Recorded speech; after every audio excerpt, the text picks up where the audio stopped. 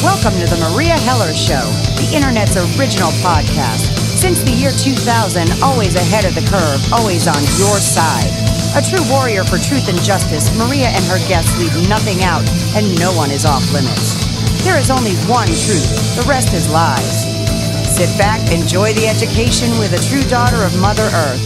Sharp New York wit, spiritual knowing, and a very dry sense of humor, Meria will dissect the news and lies to make it all palatable.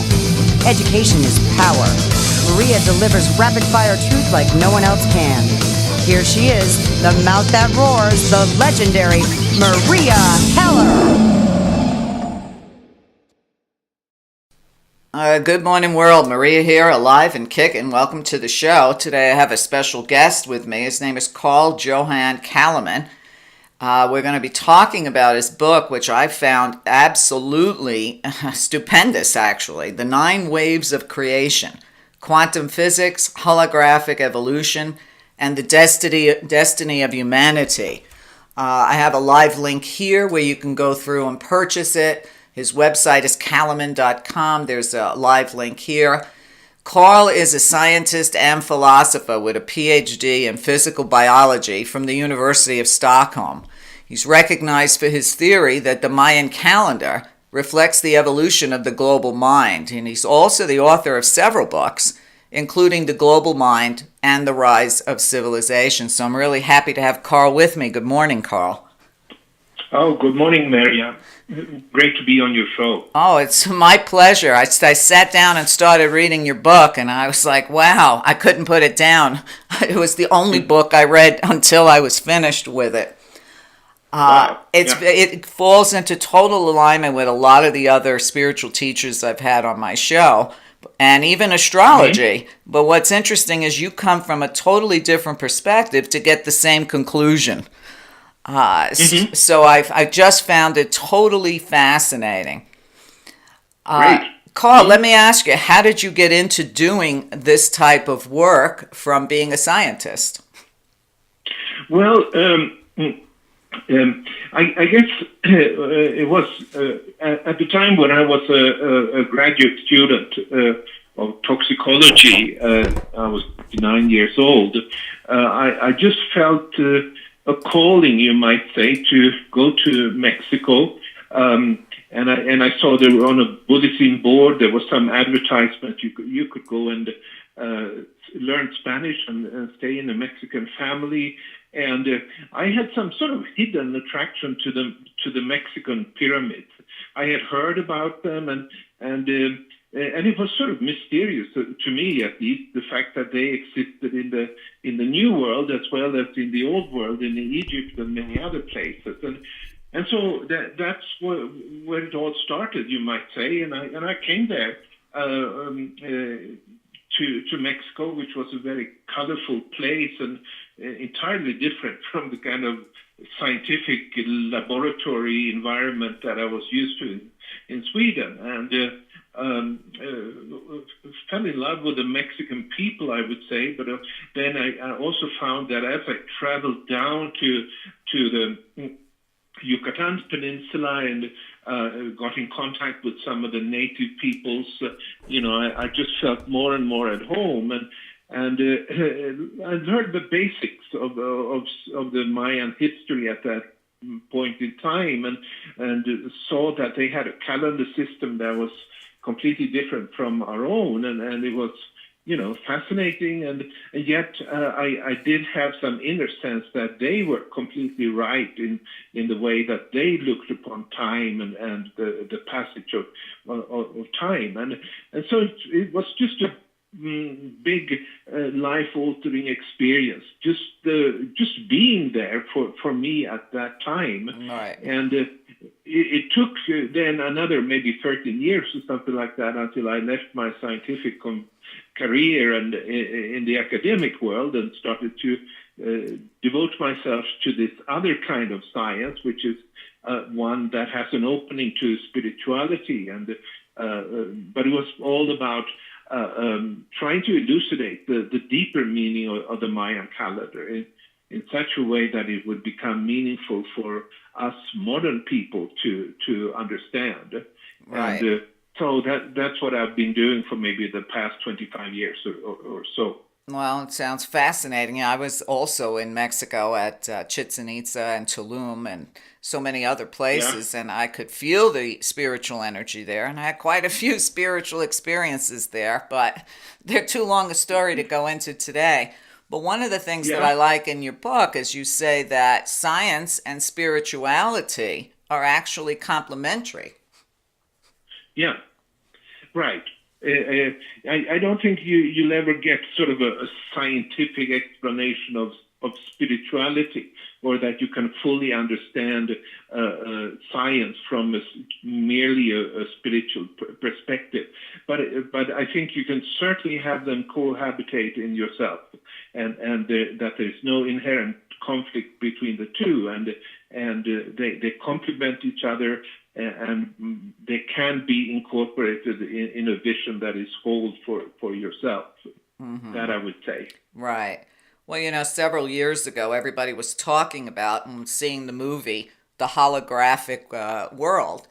And you pretty much prove and cover the fact that everything here is a holographic world, a quantum holographic world. Now, how would you explain that to the layman?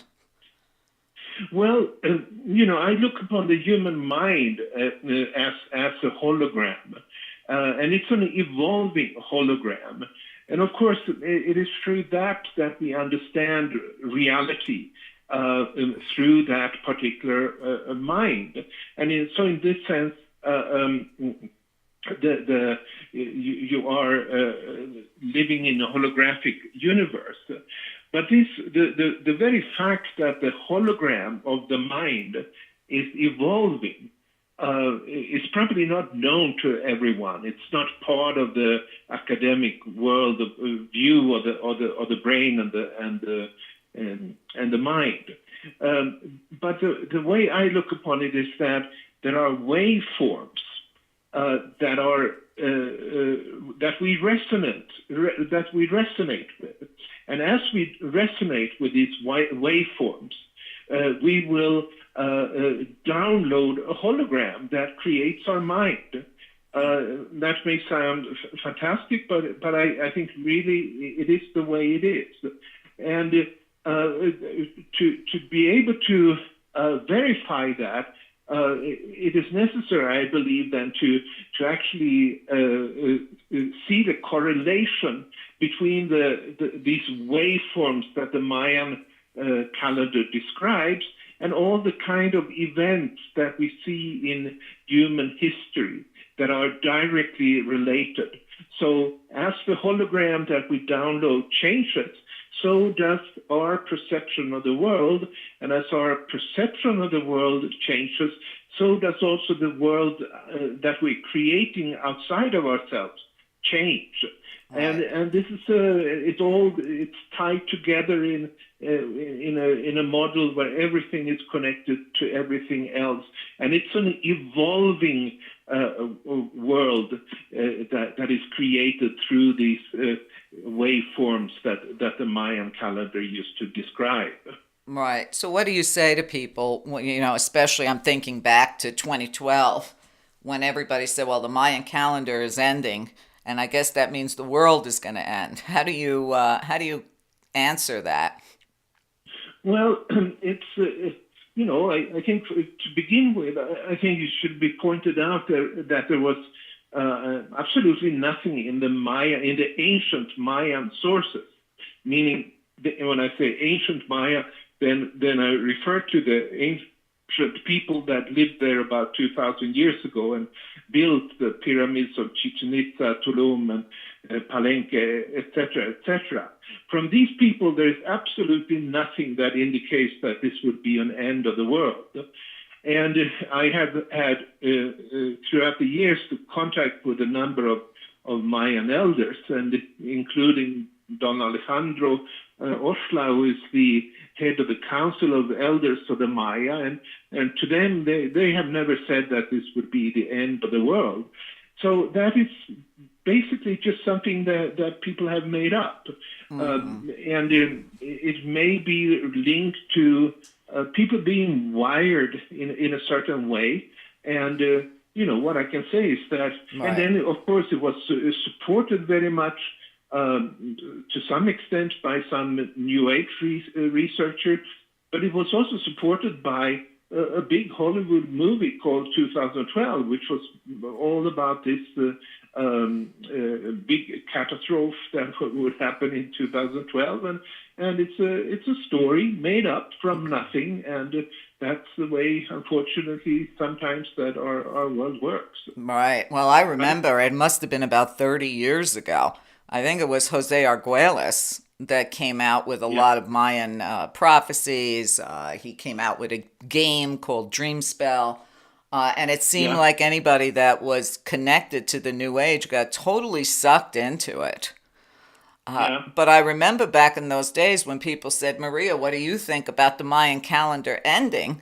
I said, well, I guess they're going to need a new one, That's very good. It's very good. I like that. Well, it didn't make me very popular back then, but it was my inner knowing knew that it really meant nothing. I mean, how many more years do you want to project on a calendar, from 2000 years? But a lot of people, I've often said that there's nothing new about the New Age. I just see it as another, made up thing like most religions. You talk about everything being waves and frequencies, and I understand that on one level, but I never understood it as well until I read your book, because I don't remember anybody ever talking about the 9 waves of creation. And when you break it down generationally, if that's the right word, it's very easy to see. Yeah. If you study them one by one, so to speak, you become aware that this is really the reality we're living in, I would say. Oh, absolutely. I mean, reading, as I got closer and closer to, the 9th wave, and we look at what's happening right now on the planet with social consciousness, but you really do have to understand the first 8 in order to understand the 9th, then it becomes really clear to you. Because a lot of people don't understand what's happening on the planet right now. Everybody seems to be waking up, maybe not everybody, but a vast majority. You see in the social consciousness, especially with the younger generation, the millennials, where they reject the whole system. And then you have a lot of people out protesting. There'll be another huge protest tomorrow. Do you see this as positive and people are connecting to the 9th wave? Oh, absolutely. I do. It's at the same time, there are, as we said, there are 9 different waves, and not everyone connects in the same way to these waves. And these waves have been sequentially activated. So that the 8th wave was activated in 1999, and then the last and the highest of the waves was activated in 2011. And now all of these waves are running in parallel, and we have a choice as to which ones that we are going to respond to, create resonance with, and so forth. But the fact that these waves have been sequentially activated, and that the 8th wave was not active in its full form, say 50 or 70 years ago, it means that people that have been born much more recently, like the so-called millennials, they are able to resonate with waves that the older generations may not be doing. Because these waves were available, accessible to resonate with at the time of their birth. And so they are coming out, seeing a world in a different way. There's much less hatred in this younger millennial generation than it is in the older generation. And the reason is that if you go to the lower waves that have been forming human civilization throughout the centuries, there is a lot of duality in this. And people are they are thinking differently, they're acting differently in the world, depending on which waves they have been able to develop resonance with. And that, in turn, depends on their age. It is as simple as that. And Right. there used to be this talk about indigo children and crystal children and so forth. And I think there's a lot of truth in that. The whole idea that the time when you're born creates other possibilities to resonance with. Mm-hmm. It's almost like, like the radio where you listen to suddenly has new stations that you may tune into. And that will shape your mind in such a way that you relate to the world in a completely different way. And so things are moving in a certain direction. But we should also be aware that things are not moving equally across the board. There are many factors that determine what waves people are developing their resonance with, and which in turn is really what determines how they relate to the world. Right. Do you think people choose the wave that they resonate to? Well, something like that. I would say that, in order to create resonance with the ninth wave, which is the highest wave, the highest frequency, then you will have the intention. I think it's required that you have the intention to say to yourself or publicly that you're somebody who wants this world to develop into a golden age, and also not only that, but into a world of unity that goes in that direction. Right. And once you have that intention, and nobody can force anybody to have that intention, but once you have that intention, it is like seek and you will find. Mm-hmm. That will be an inroad for yourself in order to seek the means to develop such a unity consciousness that is the destiny of humanity. Right. It's a choice, I would say, or an intention, or you might also say. Right. Well, when I look at the book, and there really isn't an easy way, I have to tell my listeners, you have to get the book and you have to read it. Because there's no easy way to explain the 9 waves unless you read it. It's almost like studying geology, trying to learn geographically how the earth developed, along with how did, humans and the soul, etc., develop within this holographic world we live in. Yeah. I agree. Books sometimes need to be read. Absolutely. I thought about, I don't know how long, I don't know how familiar you are with music, but I remember back in the 60s, there was a group called the Beach Boys. I don't know if you're familiar with them. Sure. But I remembered one of the lines from one of their songs, because they did a lot of surfing songs, that came into my head while I was reading the book, and it was, "Catch a wave, you'll be sitting on top of the world." Yes. And when I looked at this and read through the book, I said, "Oh my God, I hope I'm connected to wave number 9." Is it possible to be connected or resonate to all the waves, or more than one? I think that's what we do. I mean, you mentioned the pyramid in Chichen Itza that you have visited, which is a 9-storied or 9-terraced pyramid, and these terraces that were common when the Maya built their pyramids, they actually each reflect a world or a frame of mind that corresponds to a particular wave. And the pyramids is all the metaphors for the entire evolutionary process of the universe. And what I think is a lesson also from the pyramids is that the 9 waves are still standing, and they're all there, so to speak. Even if you are to climb to the top level of the 9th level on such a pyramid, that climb requires that there is the foundation of the 8 lower terraces of the pyramid. So they don't go away, as far as I can tell. We have to have them, be aware of them. We have to have them as a foundation and know about them. But I think the ideal, and at least what I'm striving for myself, is that it will be the 9th wave that is the highest frequency that ultimately guides us and becomes the dominating one in how we relate to the world.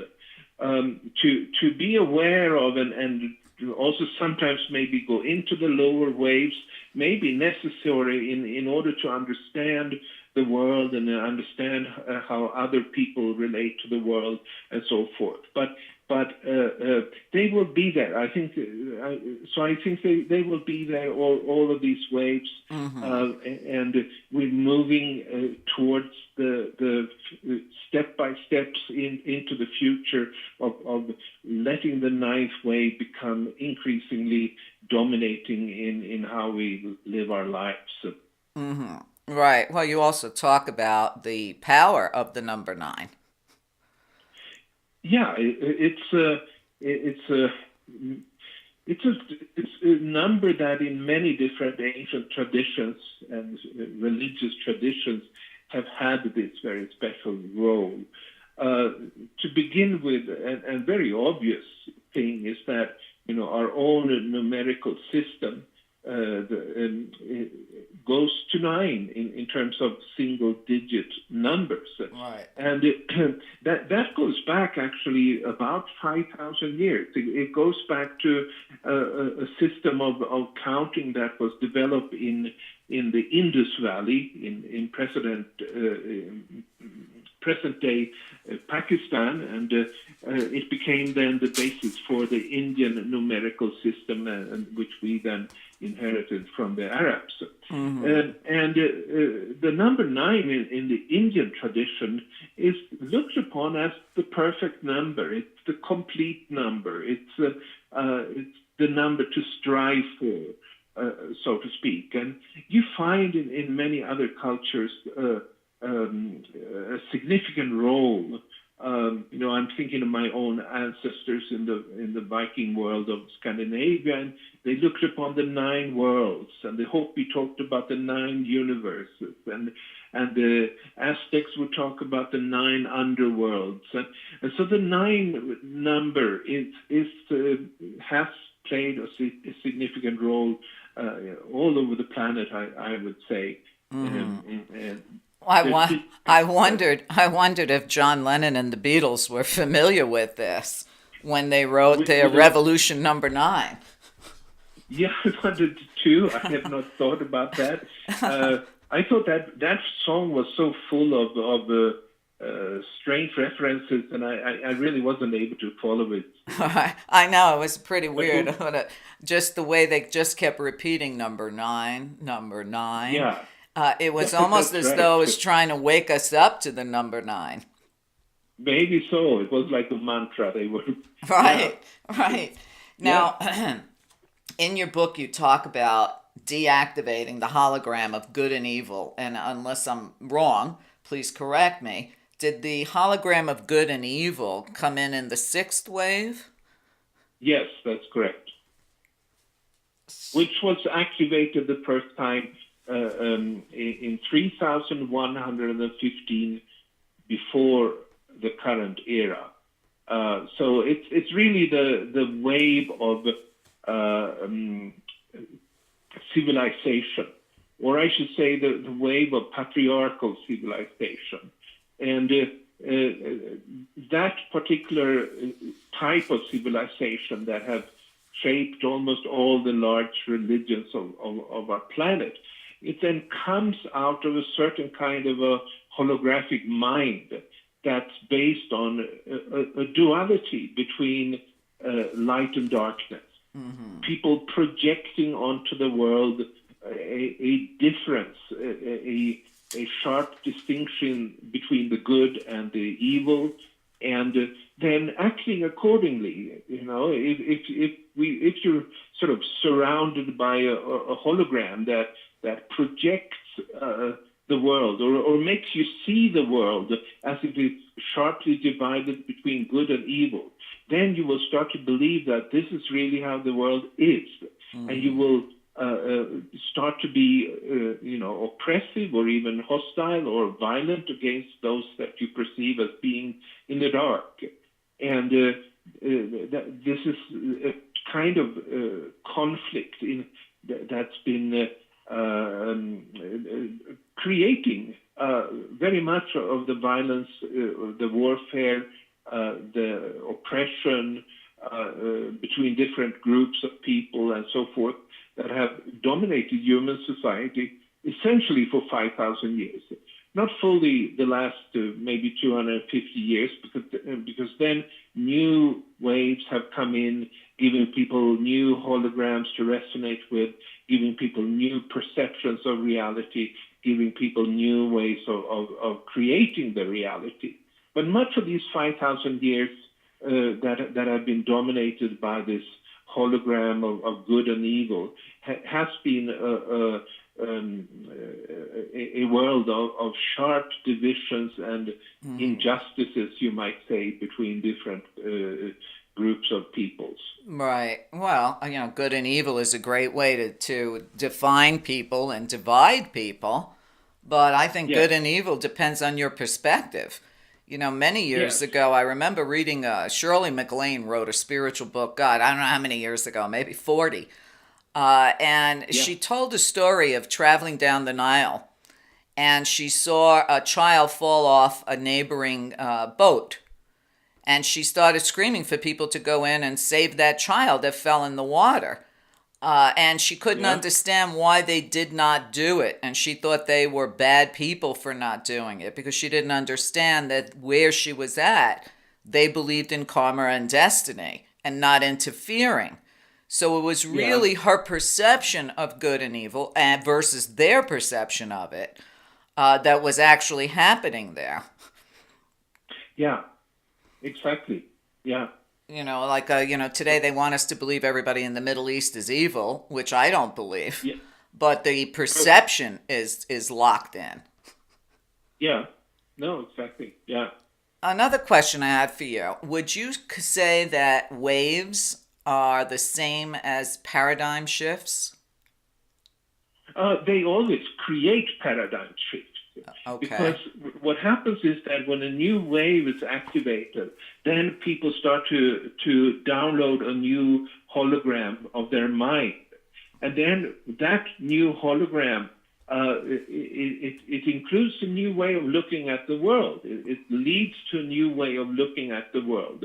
And so some idea that might have been impossible to convey to people before this shift in consciousness suddenly becomes an idea whose time has come. Mm-hmm. And that's the reason that people may start to adopt it, something that maybe 10 years before a shift point they would never consider, and then suddenly it changes.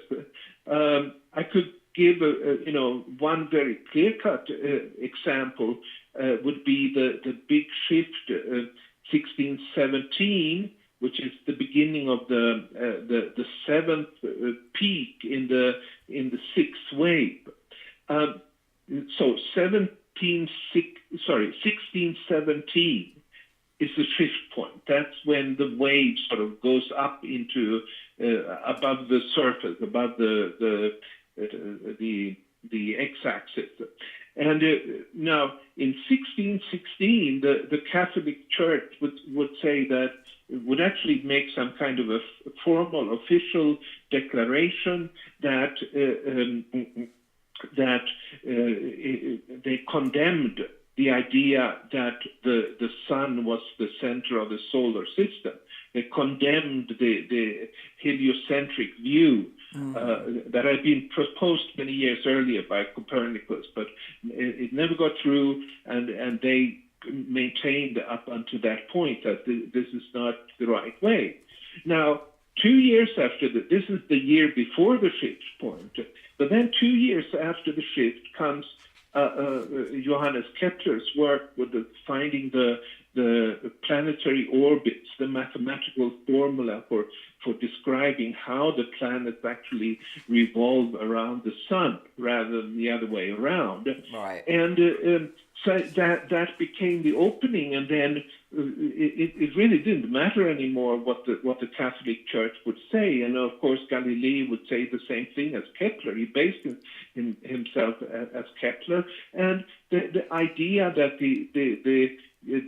our solar system, the center of the solar system is the sun and not the Earth, came to gain momentum, and what this means is that the fifth point meant that a new mind was emerged. Through that mind, people perceived reality, were able to perceive reality in a way that they had not previously been able to perceive it. Carl, you need to stay close to your phone. Your sound is getting all messed up. Listen, we're going to go to a short break. We'll be right back. Hi, this is Maria Heller. If you're enjoying this show, please consider listening to the rest of it, along with hundreds of other hours of education, by a small subscription on my site.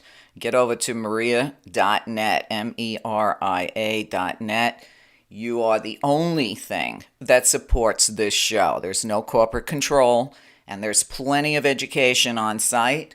So please consider either a subscription or a donation to keep the work going. There are too many alternative voices out there that are being silenced because of lack of support. So if you don't want MSM to be the only mind-controlling news out there, please consider supporting the people that support you, and help us all save something for the future for our children. Thank you so much.